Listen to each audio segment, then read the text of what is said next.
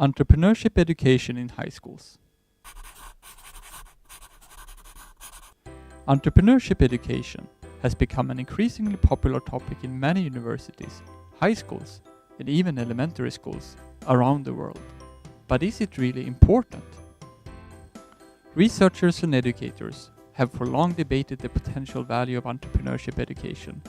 Some research have found that entrepreneurship education enhances students' motivation and willingness to engage in entrepreneurship, while other research has found no effects or even negative effects from entrepreneurship education.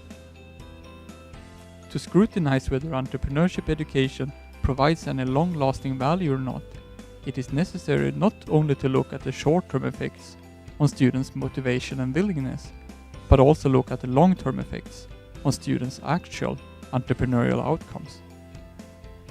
The long-term effects of entrepreneurship education in high schools may take time until they're realized.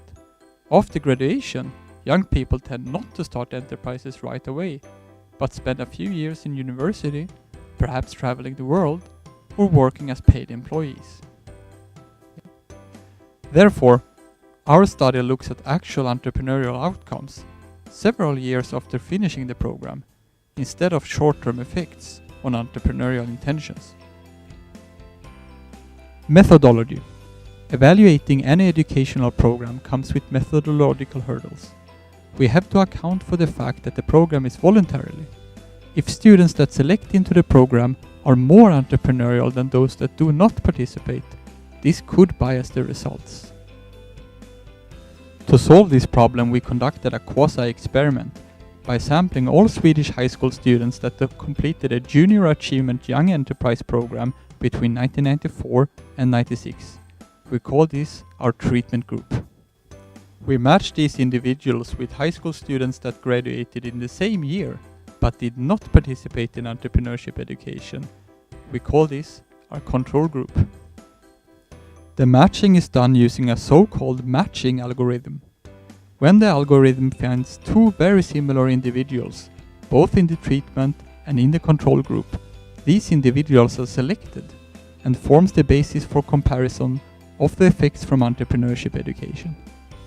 We followed the matched individuals from the treatment and the control group until 2007, representing their mid-30s.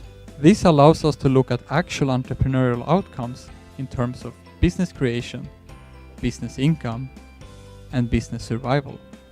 We find strong positive effects of participating in entrepreneurship education in high school on these long-term entrepreneurial outcomes.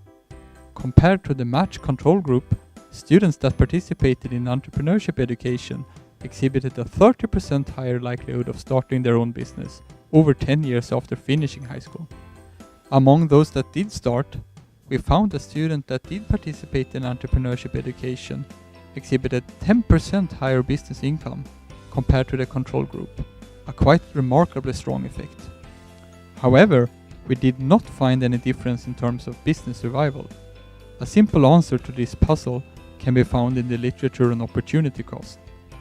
Those with higher entrepreneurial skills, for example those participating in entrepreneurship education, also have higher opportunity cost since they may be able to find good paid employment. Given these results, what is it that students actually learn in entrepreneurship education? Prior studies looking at psychological effects have found that participating in entrepreneurship education in early ages may enhance students' self-efficacy, their belief in their own ability to successfully start a new business.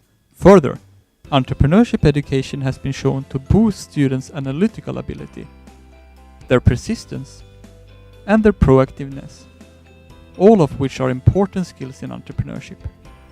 Overall, our study shows that entrepreneurship education can in fact have strong, long-lasting effects on entrepreneurial outcomes. If you're interested to read the full paper, you can find it on the following website. Thanks for listening.